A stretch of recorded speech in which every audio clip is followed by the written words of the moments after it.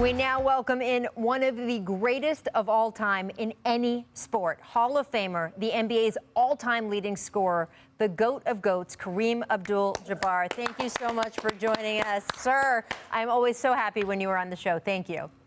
Nice to talk to you. You have a new documentary coming out on the History Channel. It comes out Saturday night. It's called Fight the Power, the movements that changed America. What motivated you to executive produce this project? Well, I kind of felt that so many of our movements in America really are based on the same thing. People who feel that they are not treated very well and have no chance of being able to live their lives as they see fit, for any number of reasons. You know, women were denied the vote, and they were a majority. You've had riots. You have the Stonewall riots. You have the LA riots protesting the treatment of Rodney King.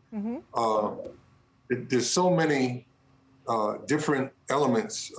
The shirtwaist factory that made it very obvious that we had to do a much better job for protecting people in the workplace. All of these things came from the same desire for equal and fair treatment. So that to me is what it's about. And it's amazing. They just announced that Juneteenth is now a federal holiday. That's when we'll be showing it for the first time on Saturday night. Sir, first, thank you for everything you've done on and off the court, man. It's always a pleasure to talk to you. What did you think about, in the bubble, what the players did, NBA players did from a social justice standpoint? And if one of them were to ask you what they should do going forward, what would you tell them? Well, I thought the way that they were able to share their social consciousness without offending people, just to show them what their concerns were and why. And they did it in a way that people could listen to it. And it wasn't about anger. It was about getting people to understand what the issues are.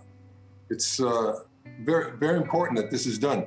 We all saw what happened with Colin Kaepernick. He had an issue about police violence against Black Americans, and the people who didn't want that subject discussed tried to change the subject and say that he was doing it against America or against our armed forces or against something.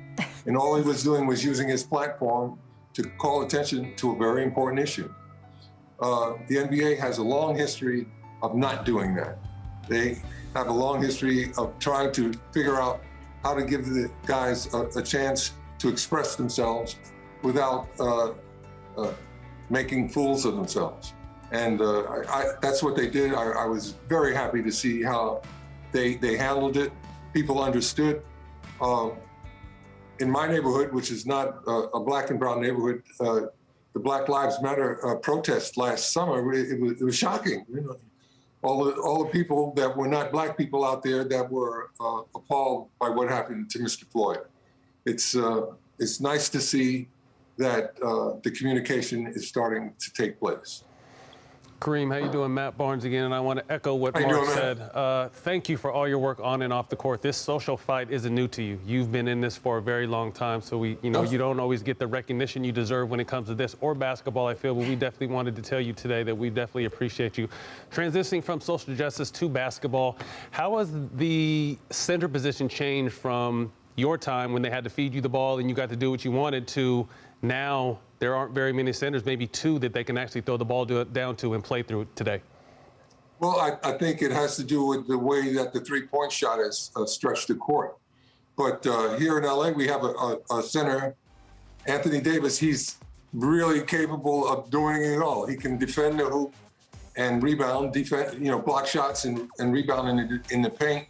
Yet at the other end, he can go out there, set screens on the perimeter and step back, hit the three-pointer, or play with his back to the basket in the paint when they have a height advantage. So I think the versatility of your team and the various players on your team really is what this is all about now. It's what the game is all about. Centers now can't just be limited to the paint. Well, that's a challenge, but there's some guys that have responded and are doing an incredible job. Joel Embiid, awesome, you know, and he can go and play with his back to the basket, but he come out, play on the perimeter, and defend on the perimeter. And of course, we saw Nikola Jokic win the MVP this year, so it's certainly an evolution.